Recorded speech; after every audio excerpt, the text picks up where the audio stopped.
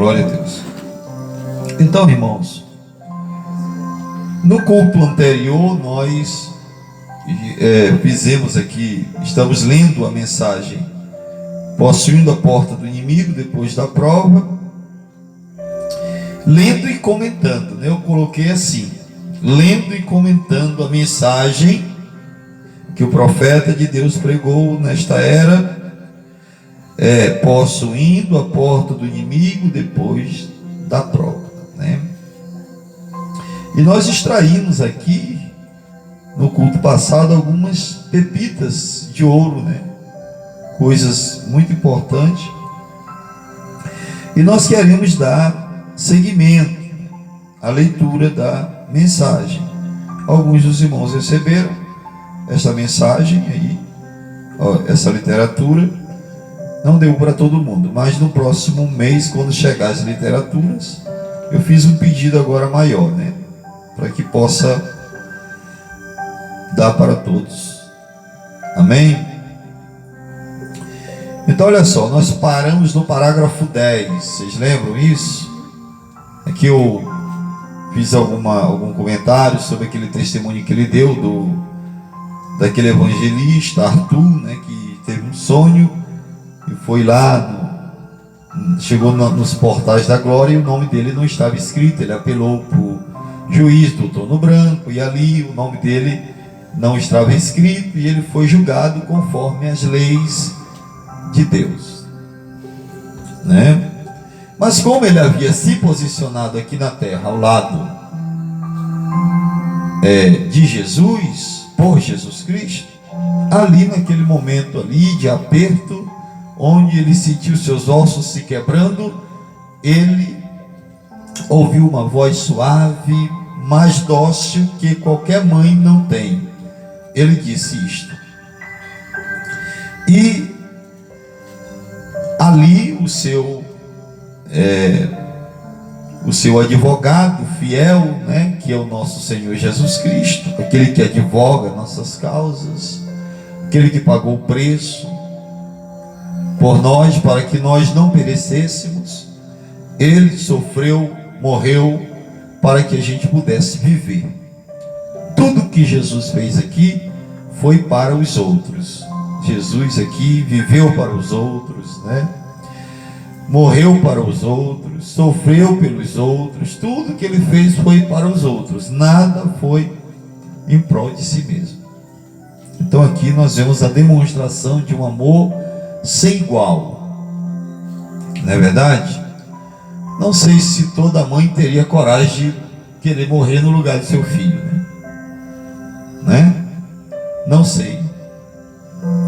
Talvez na hora do aperto a mãe largasse a mão do filho e deixar o filho morrer aí, né?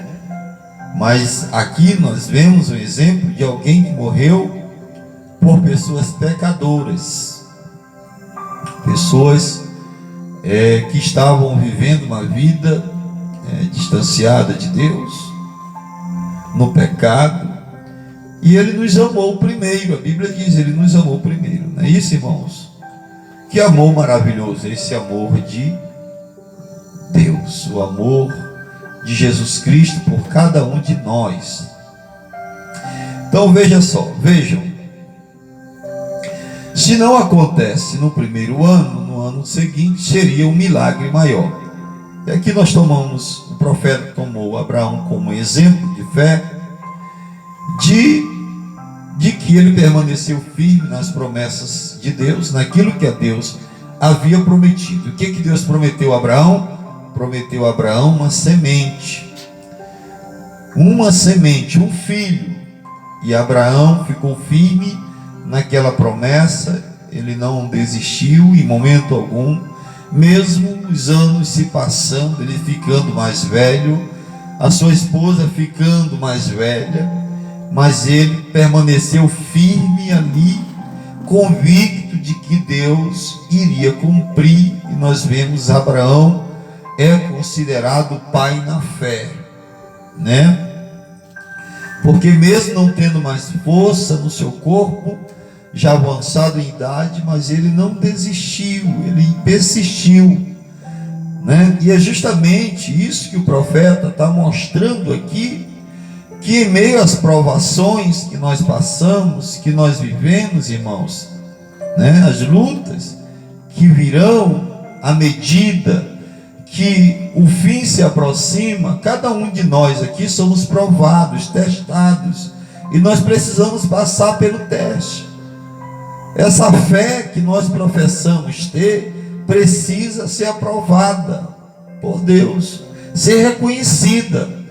Enquanto esta fé não é reconhecida, né, aquilo não vai vir à existência, aquilo não vai acontecer, aquilo não vai suceder.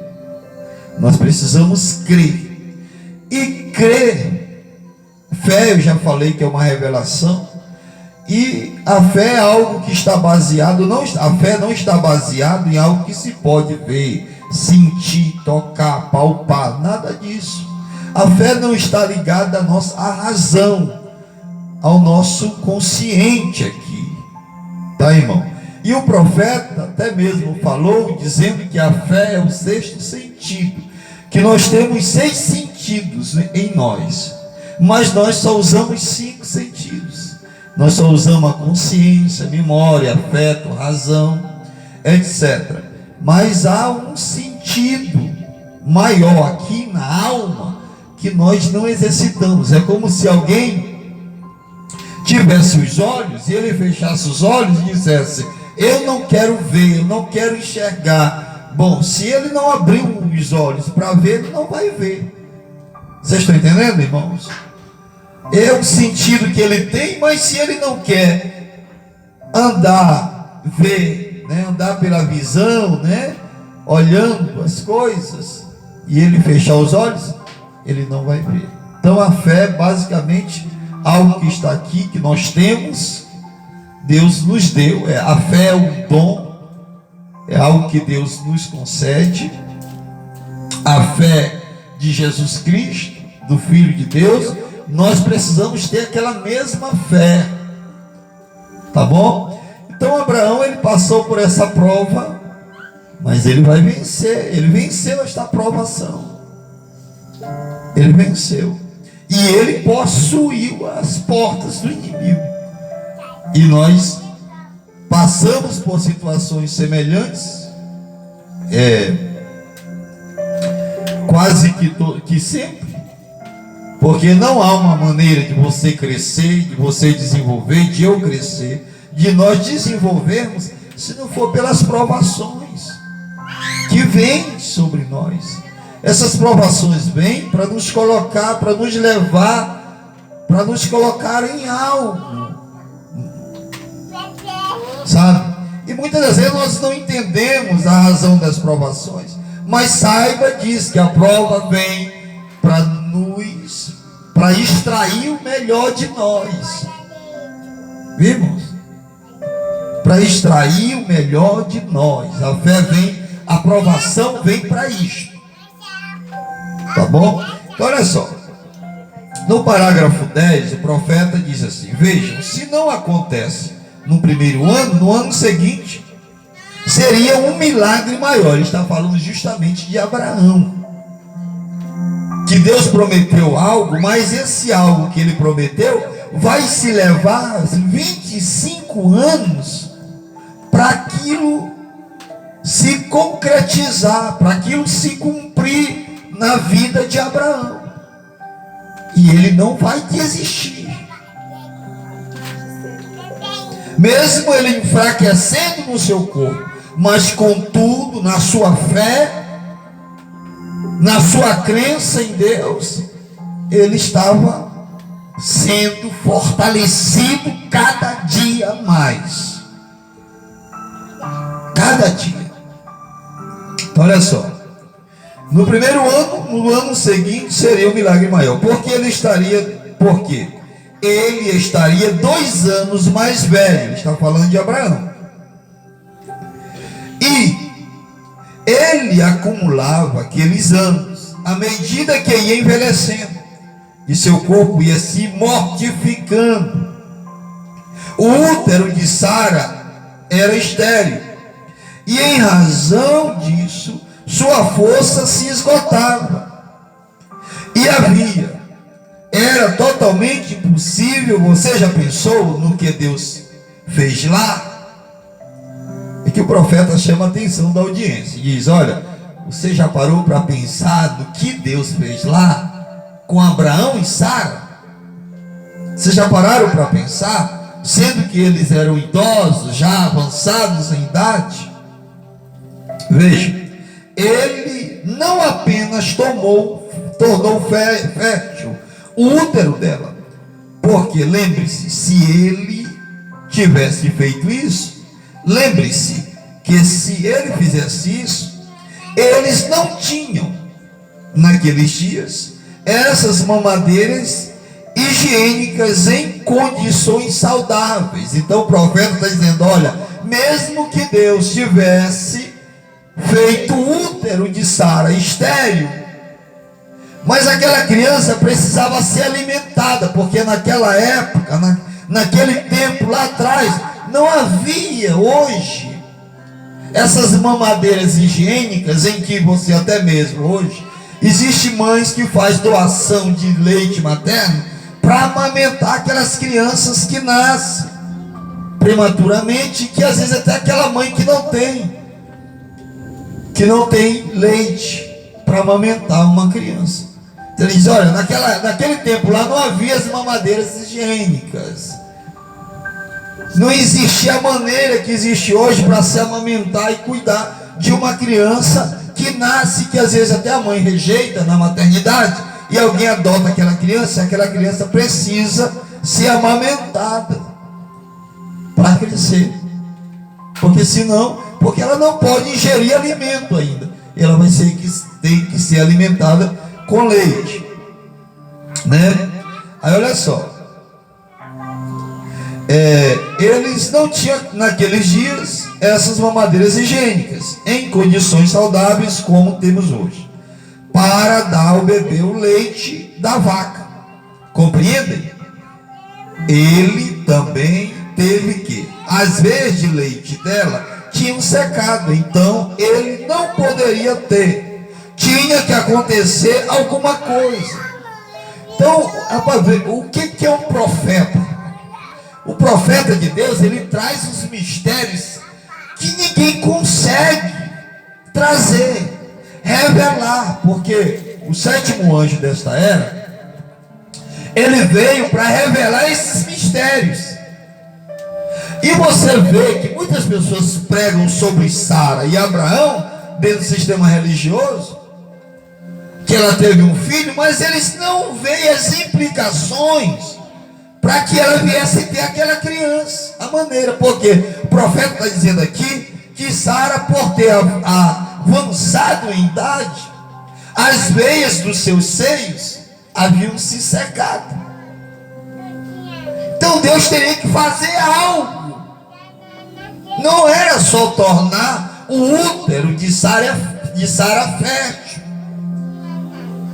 Vocês estão entendendo, irmãos? Tinha que ser algo mais.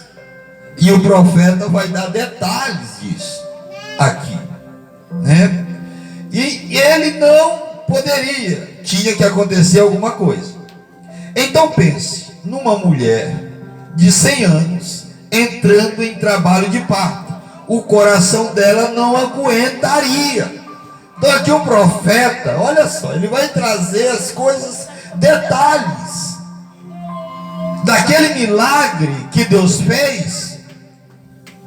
E o profeta diz assim: olha, você já parou para pensar? Sara era avançada em idade, ela não poderia dar luz àquela criança, porque o coração dela não aguentaria. Então Deus teria que fazer algo mais além de tornar o útero de Sara fértil. Tinha que fazer outras coisas. E o profeta vai aqui explicar essas coisas. O coração dela não aguentaria. É difícil hoje em dia, até para uma mulher de 40 anos, aguentar isso. Para uma mulher de 40 anos, já é difícil ela dar luz a uma criança. Para uma mulher de 40 anos. Agora imagina Sara que já era uma vovó. Viu, irmãos? Aleluia, glória a Deus. O coração dela não suportaria. Então sabe o que ele fez? Se você notar bem, sei que muitos podem discordar. O profeta está dizendo aqui, bom, eu sei que muitos vão discordar disso. Estaria bem fazer esta afirmação. Veja, seria apenas minha própria opinião. Veja, a Bíblia é um livro sobrenatural. Ela é escrita de forma que é escondida dos eruditos e teólogos. Quantos sabem disso? Jesus agradeceu a Deus e disse, e aqui ele vai citar uma escritura. Primeiro ele diz, olha o que o profeta diz. Essas coisas estão ocultas. Eu tenho a minha opinião sobre o que aconteceu, a minha opinião, e foi isso mesmo que aconteceu, porque o que o profeta está falando, ele está falando inspirado por Deus sobre estas coisas. Aí ele vai citar a escritura: graças te dou, ó Pai, Senhor do céu e da terra, que ocultaste estas coisas aos sábios e entendidos, e as revelaste aos pequeninos. É um livro de amor. Aí ele diz, é um livro de amor, a Bíblia. Quando o amor de Deus entra no coração, então você se apaixona por Deus. Então ele se revela, ele se revela. O sentido da Bíblia, a interpretação da Bíblia, é o próprio Deus interpretando suas promessas, mas a Bíblia está escrita nas entrelinhas. Aí aqui ele fala de entrelinhas, né? Porque a Bíblia é um mistério que muitos não conseguem ver as escrituras, ter a revelação daquilo que está na Bíblia. E foi para isso que o profeta veio, para trazer esses mistérios, né? Revelar esses mistérios, porque esses mistérios que estavam escondidos, estavam nas entrelinhas da Bíblia. O sétimo anjo de Apocalipse 10:7 veio para revelar esses mistérios para nós. Aí aqui o profeta William Branham, ele diz, agora, como minha esposa, ela é uma mulher mais maravilhosa do mundo, e eu realmente a amo, ela me ama. Assim, quando eu estou viajando, longe de casa, ela me escreve uma carta e diz, querido Bill, agora à noite eu coloquei as crianças para dormir, lavei as roupas hoje, e tudo que ela fez, e assim por diante. Bem, ela está dizendo isso na carta, mas vejam, eu a amo tanto, e como somos tão unidos, a ponto de eu poder ler as entrelinhas, eu sei o que ela quer dizer. Vê, ela me contando ou não, compreende? Eu sei o que ela quer dizer, porque é o meu amor por ela e meu entendimento.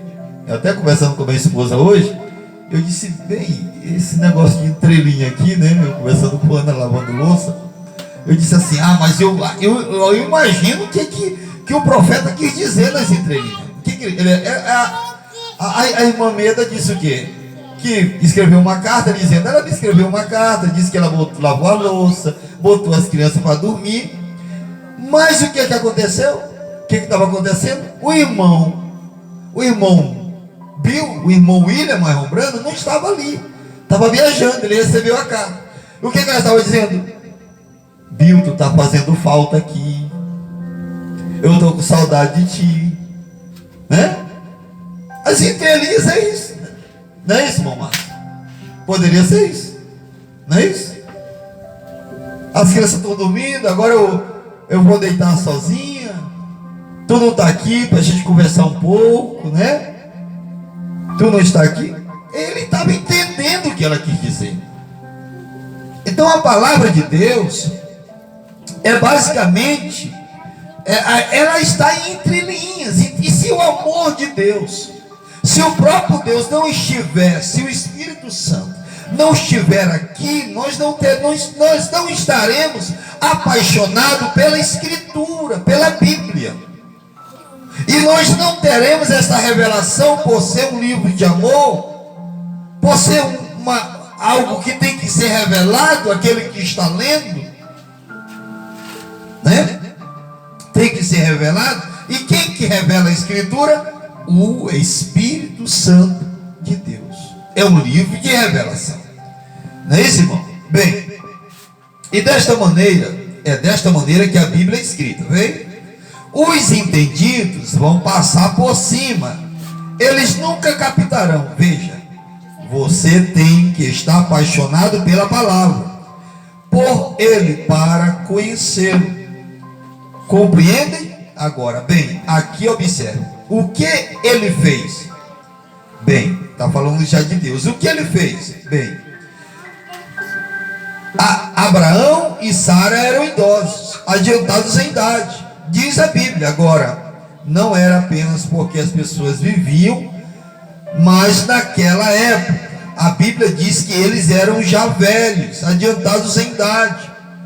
Agora observe imediatamente.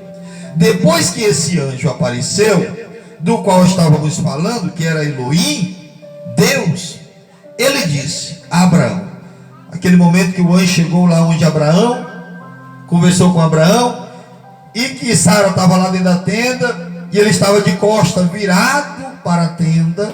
Deus, Elohim em carne humana ali, junto de Abraão, visitou Abraão, e ali o que aconteceu?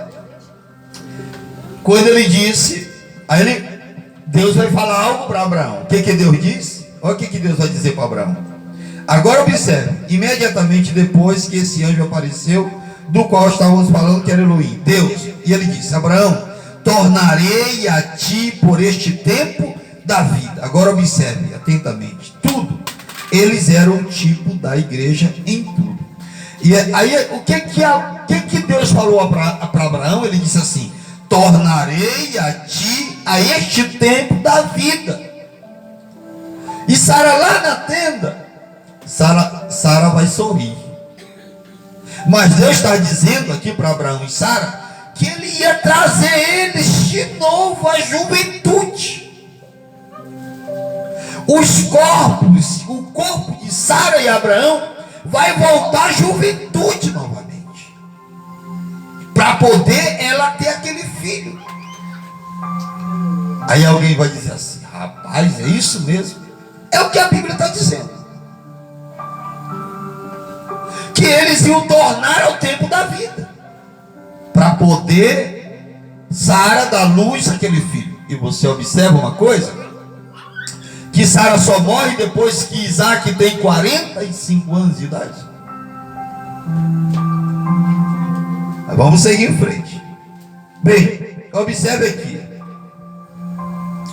Aqui está o que aconteceu. Agora, ele não apenas fez um remendo em Sara e fez um remendo em Abraão. O profeta está dizendo, ele não só fez um remendo. Deus não faz remendo, gente. Deus faz as coisas, Deus faz tudo novo. Vocês já pararam para ver? Que a Bíblia diz que não se coloca remendo novo em pano velho. Não é assim que diz? Em veste velha, que vai se romper e a rotura, o buraco na roupa vai ficar maior? Não se coloca. Não se coloca vinho em odres velhos, porque eles vão estourar. Se coloca vinho em odres novos. E a Bíblia diz que aquele que está em Cristo, nova criatura é. As coisas velhas passaram e tudo se fez novo. Então Deus, ele faz as coisas serem novas. Ele não remenda as coisas, ele não emenda nada. Até mesmo essa terra um dia vai passar por um processo, e a Bíblia diz que haverá novos céus e nova terra. Deus faz tudo novo, né? Tudo novo. Ele os tomou, um jovem, uma jovem novamente. Ele os tornou um jovem e uma jovem novamente. Bem, isto pode parecer estranho, mas observe o restante da palavra e combine tudo. A palavra é inspirada e você tem que estar inspirado com a palavra. Agora, lembre-se, imediatamente, depois disso, depois da aparição desse anjo, posso ver aquilo, o cabelo grisalho de Sara, uma vovozinha com um chalé no ombro e com um pequeno corpo, segurando uma bengala, andando por ali, eu ter prazer com o meu Senhor, e ele já velho também? Então isso aqui, o profeta está dizendo que Sara argumentou isso. Eu ter prazer com o meu Senhor. Você já viu velho com velha ter prazer, né, irmão? Não dá para ter. Se for um velho já avançado na idade, né? Vai ter um momento que vai chegar um momento na nossa vida que nós vamos ficar um lado do outro só sendo mesmo companheiros. Porque às vezes as forças vão terminar. Aquelas vontades, algumas partes dos nossos corpos que não vai funcionar mais, gente. Mas vai ficar o quê? Aquele companheirismo, aquele amor, né? Só aquele amor. Eu vejo hoje as coisas estão tão viradas, né? Que tem muitos senhores de idade hoje deixando suas esposas, senhoras, né? E indo para a doidice, né? Não é isso? Mas eu digo uma coisa: quando a gente tem um amor de Deus no nosso coração, nós vamos viver com a nossa esposa e a esposa com o seu marido até o último dia da nossa vida. Só que vai nos separar é a morte. Nós não vamos estar juntos mais por causa de alguma outra coisa. Não. Vai ficar só aquele amor mesmo. Vocês entendem, irmãos? Vai. Só consideração, respeito e um amor um pelo outro, né? Então olha só, vê, e ali estava Abraão com sua longa barba, segurando uma bengala, como ele era já avançado em idade. E eu vejo na manhã seguinte os ombros dele começam a se endireitar. O profeta disse que Abraão já estava velho ao ponto de até mesmo estar meio curvado, né? Já estava curvado já. Mas na manhã seguinte, Abraão já está com o ombro endireitado, né? Porque ele está voltando ao tempo da vida novamente. Porque Deus havia prometido isto a Abraão e para Sara, de lhes dar uma semente. Isaac foi o filho da promessa. E nós somos dessa mesma fé de Abraão, viu, irmãos? Dessa mesma fé. Aquela semente lá, ela avançou no tempo até chegar onde nós estamos. Aquela mesma semente da fé de Abraão hoje está aqui. E ela vai seguir adiante até aquele último momento Deus, em que o nosso Senhor Jesus, em que Deus tirará a igreja desta terra para se encontrar com o Senhor Jesus nos ares. Jesus vai ficar lá nos ares e a igreja vai ser tirada daqui para se encontrar com o noivo lá, né? Que bênção! Vai ser um dia glorioso, né, irmãos? Vai ser um dia de grande gozo, de grande alegria para nós. E nós temos que estar ansiosos e preparados, prontos para esse grande momento, que será muito rápido, né? Aleluia. E voltaram a ser jovem e uma jovem, mostrando que o que ele fará com a semente real de Abraão. Veja, quando formos transformados, no momento, num abrir e fechar de olhos, e formos arrebatados juntamente, aleluia, glória a Deus, lendo e comentando, né, irmão, a mensagem, possuindo as portas do inimigo. Diz assim: observe o que aconteceu. Bem, deixe-me provar isto para você. Agora o profeta vai dizer: eu vou provar para vocês que foi isso que aconteceu. Sara voltou a ser jovem, Abraão voltou a ser um jovem novamente. E o profeta vai provar isso aqui na Bíblia. Ele diz isso para você. Agora eles fizeram uma viagem do lugar onde estavam, lá em Gomorra, e foram até Gerar, lá na terra dos filisteus. Vocês notaram? Vejam no mapa como é distante uma viagem tanto para um casal daquela idade. E assim, além disso, lá na terra dos filisteus havia um jovem rei chamado Abimeleque, e ele estava procurando uma jovem esposa, e ele tinha todas aquelas lindas garotas filisteias. Mas quando ele viu a vovó, ele disse: ela é formosa à vista, e se apaixonou por ela, e desejou se casar com ela. Isto é certo. Veio, ela era linda, veio. E aqui o profeta até argumenta uma coisa, né? Ele até diz assim: Abimeleque estava procurando uma jovem para se casar. Eles fizeram uma viagem longa. Abimeleque estava procurando uma jovem para se casar. Lá no seu reinado havia muitas jovens belas, bonitas, daquelas filisteias ali. Mas quando ele olhou Sara, ele se apaixonou por Sara e quis casar com Sara. Por quê? Porque ela tinha voltado ao tempo da vida. Ela era jovem, bela, bonita, e ele ficou apaixonado por Sara.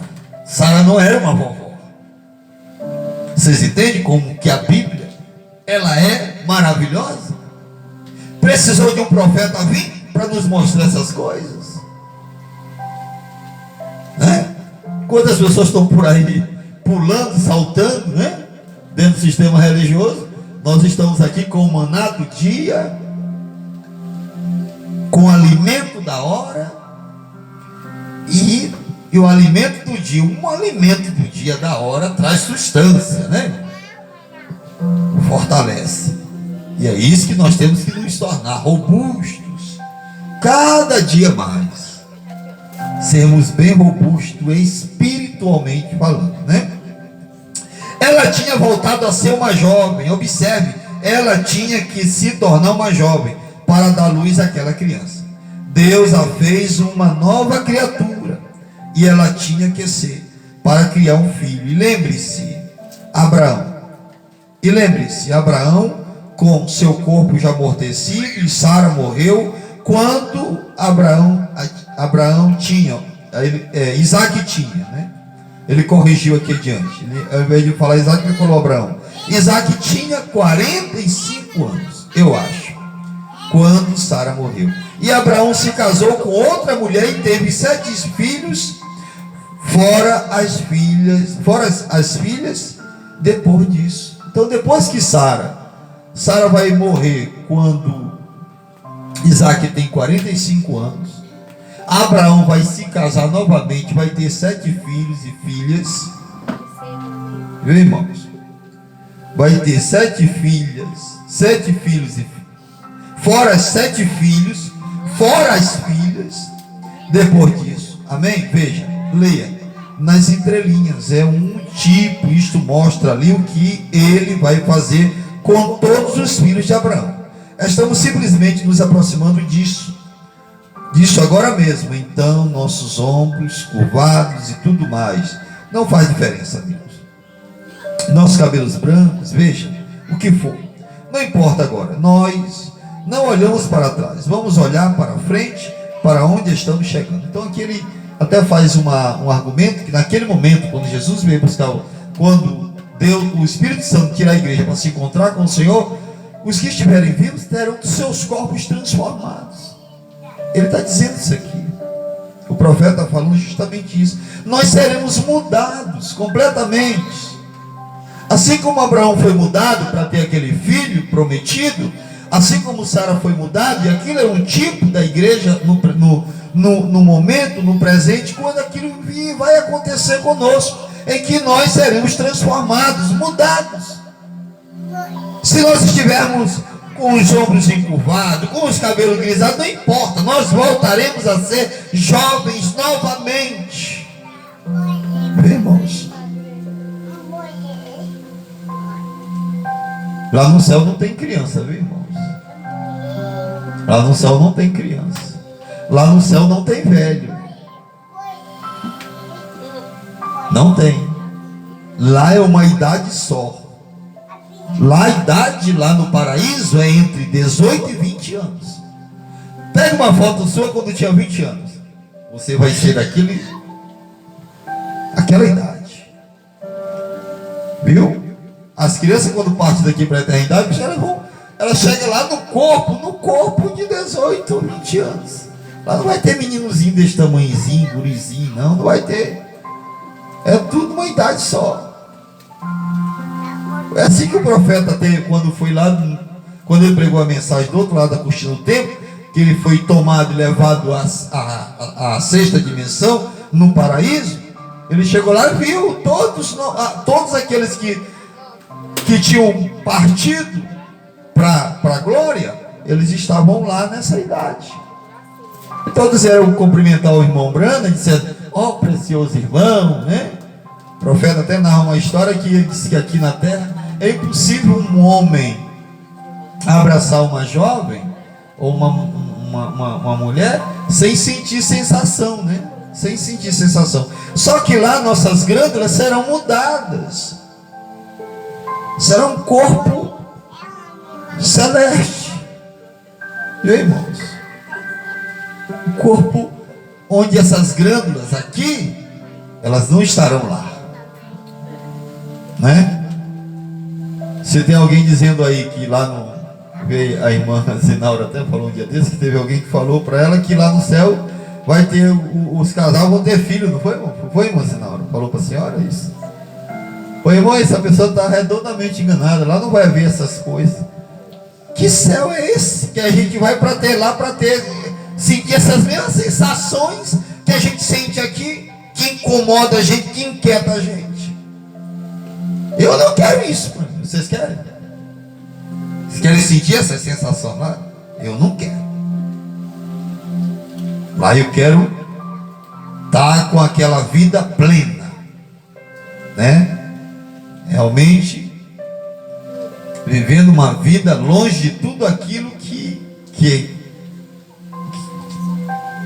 aqui nós temos aqui, né? Que nós temos aqui, que sentimos aqui, melhor dizendo. Eu não quero nada disso. Meu corpo lá será um corpo glorioso, onde eu não vou sentir essas coisas, onde nenhum de vocês irá sentir essas coisas. Lá nós só vamos sentir uns pelos outros, sabe o que é? Amor. Foi isso que o profeta disse. Quando as pessoas vinham abraçavam ele, era só aquele amor. Amor perfeito. Quero ir para esse lugar. Quero estar lá. E lembre-se, este sinal que estamos vendo aí foi o último sinal de Abraão e Sara. E Sara viram, antes do filho prometido vir à existência. Cremos que estamos nesta hora. O patriarca, depois que o garoto nasceu, você poderia imaginar Isaac com cerca de 12 anos, um garotinho adorável, de cabelos cacheados e olhinhos castanhos. Posso imaginar como aquela mãe se sentia, uma linda jovem, e assim também seu pai. E um dia Deus disse: agora, por exemplo, estamos atrasados, a hora está chegando. Eu fiz de você pai de nações, por meio desse garoto. Mas quero que você leve esse garoto ao topo da montanha que lhe mostrarei, e quero que você o mate lá, em cima, como um sacrifício. Vocês conseguem imaginar isso? Agora vai chegar a prova para Abraão. Esperou 25 anos por esse filho prometido. Esse filho prometido veio, e agora Deus pede esse mesmo filho que veio, foi dado a Abraão. Deus pede pega esse filho teu, vai lá no Monte Moriá e sacrifica ele para mim. Que prova, né, irmãos? Que provação. Mas você pensa que isso aqui vai abalar Abraão? Ele vai permanecer firme em Deus. Ele vai continuar crendo do mesmo jeito. E ele vai pegar aquele filho e vai em direção aonde o lugar onde Deus disse para ele ir. Ele vai fazer exatamente o que Deus mandou ele fazer. E nós precisamos agir sempre assim, fazer aquilo que Deus está nos mandando fazer. Temos que procurar saber a vontade de Deus, para executá-la, para realizá-la. Agora, nunca foi requerido de você passar por um teste como esse. O teste, né? Ele não faz isso hoje. Aqueles foram exemplos e sombras. Abraão temeu. Abraão temeu? O profeta faz uma pergunta. Não, Senhor. Abraão disse: estou plenamente convicto de que ele é capaz de levantá-lo dentre os mortos, porque eu recebi como um dentre os mortos. Ele está dizendo que o filho que ele recebeu como dentre os mortos. Porque a única maneira dele receber aquele filho era Deus tendo que operar um milagre na vida de Sara, de Abraão. Ele diz, e ele vai confiar, ele fica firme na fé, na palavra, na promessa de Deus e diz: olha, eu vou fazer isto porque eu sei que Deus, se meu filho morrer, ele pode ressuscitar ele novamente, trazer ele das cinzas. Porque foi de onde ele veio. Quando ele não tinha esperança mais, quer dizer, esperança ele tinha, mas quando ele olhando para si mesmo, ele vê que aquele filho foi uma dádiva dada por Deus, foi um milagre operado por Deus, né? Porque ele não tinha condição em si, com a sua esposa, de gerar aquele filho, mas Deus tornou possível isso a Abraão e Sara, né? Olha que coisa, amigo. Deus deu a vocês, pentecostais, o Espírito Santo, falar em línguas. Quanto mais vocês deveriam crer em seu poder de cura, em sua bondade e misericórdia. Se ele fez aquilo contra todos os teólogos do país, eles diziam que não poderia ser feito, mas Deus fez porque ele prometeu. Então, firme-se com a sua arma, sua palavra, sua espada, creia na palavra de Deus. Deus disse, está estabelecido. Então Deus disse, está estabelecido, né? Então nós vamos parar por aqui, porque nós lemos 11 parágrafos. Eu não queria me estender muito, né? A gente vai mastigar essa mensagem, né? Mais um pouco, né? Como o irmão Fred também vai ter que voltar logo mais para São Luís, e a viagem é longa, né? Nós vamos dar uma paradinha aqui. Só quero dizer para os irmãos algo: firme-se pela palavra de Deus. Não olhem para as circunstâncias. Circunstâncias, elas vêm, surgem. As adversidades sempre vão surgir contra nós, mas vamos nos firmar pela palavra. Sabe por quê? Porque Deus cumpre e vela pela sua palavra. Amém? Então, meus amados irmãos, que Deus abençoe a todos. Vamos agradecer a Deus com oração. Vamos ficar de pé em nome de Jesus. Aleluia. Obrigado pela atenção dos irmãos. Não vi ninguém cochilando aqui hoje, né? Acho que ninguém cochilou. Cochilou alguém? Cochilou aí? Não, né? Amém. Vamos, Fabiano, encerrar para mim o vídeo, por gentileza. Amém.